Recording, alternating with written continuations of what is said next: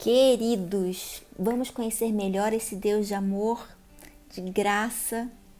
Estamos lendo juntos o livro Eu Sou Possível nas Impossibilidades, de Marcelo Rocha. Oi, meu nome é Kelly, eu estou muito feliz por ter você aqui no meu canal. Atenção, versículos bíblicos são mencionados durante todo o texto no livro. Essas referências não vão ser lidas por mim aqui no áudio, mas vou colocar na tela para que você possa vê-las e caso você tenha interesse. E eu altamente recomendo, pare e leia as passagens diretamente da sua Bíblia. E o capítulo de hoje é intitulado Que Graça Tem a Lei. Capítulo 2. A Bíblia nos leva a um estudo da razão principal do sacrifício de Jesus. Lembrando que sacrifício, como apresentado na Bíblia, não está relacionado ao sofrimento, mas é tratado como uma entrega voluntária a Deus, do que temos de mais precioso para demonstrar gratidão por seu amor. É um doar em alegria. Então, a vida de Jesus é uma história de reconciliação. No entanto, muitos ainda confundem o ato do sacrifício com uma obrigação e sofrem as contradições pensando agradar a Deus. Porém, o prazer do Senhor está em nossa fé, que obedece simplesmente pelo conhecimento da palavra dele, sem preocupação com holocaustos ou autoflagelação. Sendo assim, basearemos essa visão em Romanos capítulos 5 a 8, que demonstra não ser o sacrifício, mas a misericórdia em amor que o agrada. Porque eu quero misericórdia e não sacrifício, e o conhecimento de Deus mais do que os holocaustos, diz Oséias 6,6. Em Mateus 9, 9 a 13, Jesus, após ser criticado pelos fariseus, recomenda: Ide, porém, e aprendei o que significa misericórdia quero, e não sacrifício. Porque pelos sacrifícios, os religiosos abandonaram a misericórdia de Deus, crentes que estão a serviço de Deus. Então eu pergunto, que graça tem a lei? Na carta aos Romanos, Paulo mostra a reconciliação de Deus conosco através da graça apresentada em Jesus.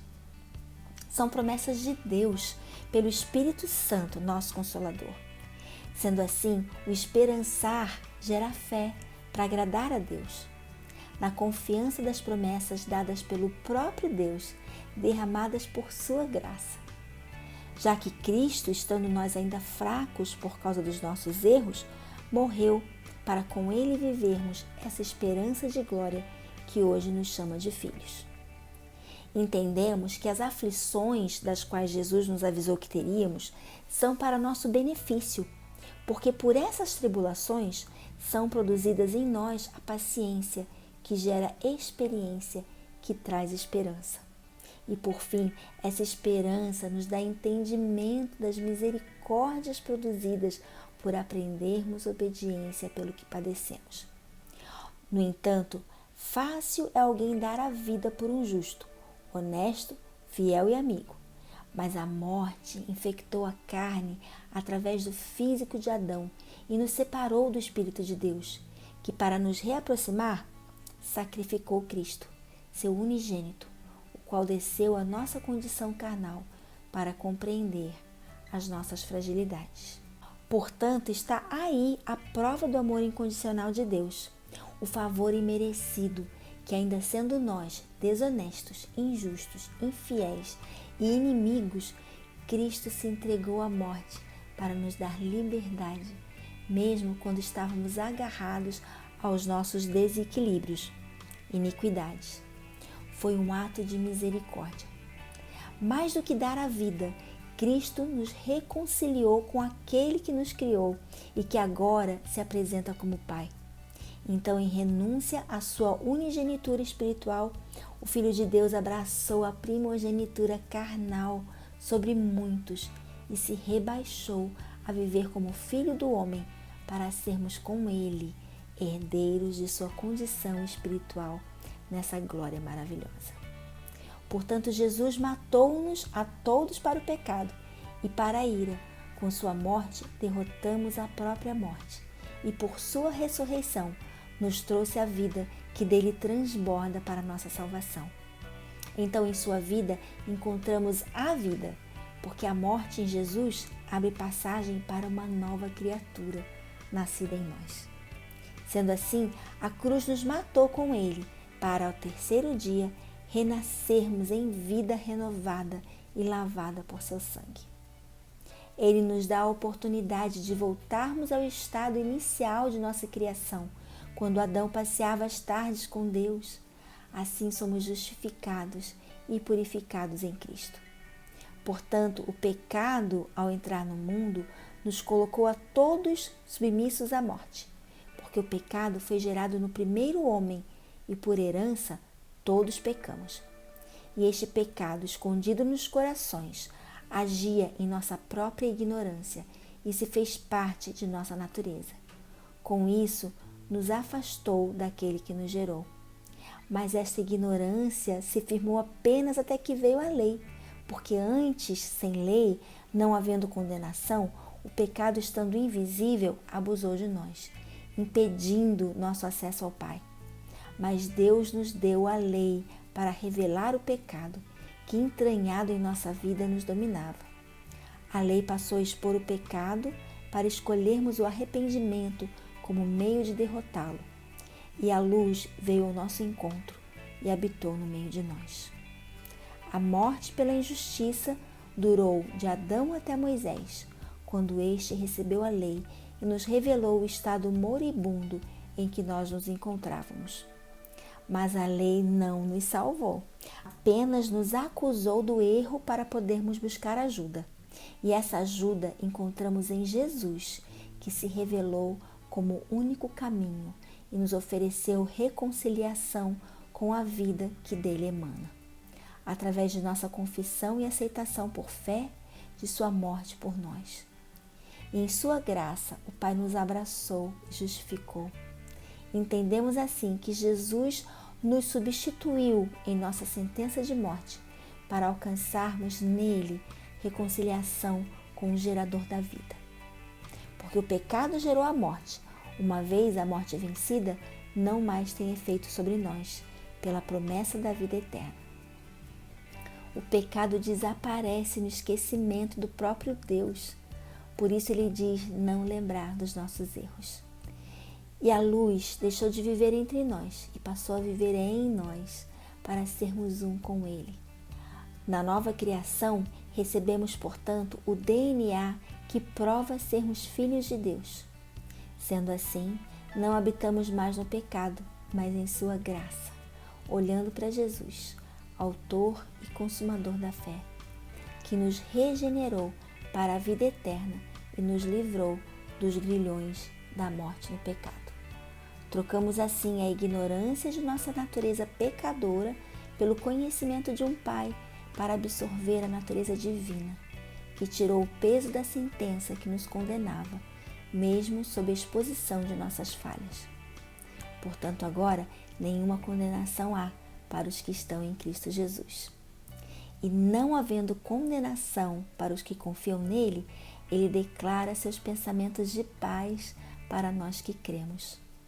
Agora, mais do que o pecado fatual, é a consciência de pecado presa à lei que nos condena. Por isso precisamos de uma transformação em nosso entendimento, porque a lei nos foi dada apenas para expor o pecado em nós, mas a graça por Cristo nos alcançou para a anulação dessa condenação. Então, a graça anula a lei? De maneira nenhuma, mas a cumpre pelo amor que dá a vida pelos seus amigos, fazendo com que o justo viva pela fé geradora de vida nas promessas da graça e não pela visão da letra que mata. Seria a lei, portanto, abrogada, obsoleta e eliminada? Não por isso. A lei é ampliada e aumenta em severidade quando Jesus nos mostra que o pecado está em nossas intenções e não apenas em nossas ações, ao dizer que se pensarmos mal de alguém, o matamos em nosso coração. Com isso, a lei abandona a letra e se torna viva em nós pela própria graça do Pai, A lei nos condena, mas a graça nos absolve para que a transformação de nosso entendimento gere vida, apresentada como o amor do Pai para a absolvição e remissão do pecado. E não na morte, que se mantém presa à letra da lei. Daí o amor de Cristo nos constrange a fazer o bem, porque sem lei andávamos com o pecado disfarçado como nossa consciência. Uma vez exposto o pecado pela lei, passamos a viver a consciência do pecado, que deve gerar arrependimento. Jesus então nos substituiu em nossa sentença de morte, para que a nossa consciência seja transformada, não pela eliminação da lei, mas por seu cumprimento através do perdão por amor. Portanto, ao ampliar a lei e trazê-la para o âmbito espiritual, Jesus nos ensina que a lei do amor cobre a multidão de pecados, para que a lei mosaica não mais nos condene. E é por essa mesma lei de amor que, ao darmos nossa vida para outros viverem, passamos a imitar Cristo, que nos deu o exemplo de como cumprir a lei. Com isso, condenação passou a ser do mundo, e tudo o que há no mundo é pecado. Mas a graça nos deu a liberdade pela absolvição para sairmos da prisão do mundo e sermos participantes do reino de Deus. Oro para que essa libertação abra o seu coração para quem você é em Cristo, que nos limpa para lavarmos outros. Então, em Romanos, aprendemos sobre a graça do Pai, que se sobressai à lei mosaica. E entendemos que não vivemos na justiça do mundo, que condena, mas vivemos na justiça de Deus, que liberta. E no sacrifício de Jesus, encontramos a reconciliação com aquele que soprou vida em nós, para desfrutarmos de um relacionamento íntimo com o Criador e Pai. Amados, eu cito o livro: mais do que dar a vida, Cristo nos reconciliou com aquele que nos criou e que agora se apresenta como Pai. Então, em renúncia à sua unigenitura espiritual, o Filho de Deus abraçou a primogenitura carnal sobre muitos e se rebaixou a viver como Filho do homem para sermos com Ele herdeiros de sua condição espiritual nessa glória maravilhosa. Encontro vocês aqui para a leitura do capítulo 3. Um beijinho no seu coração. Tchau!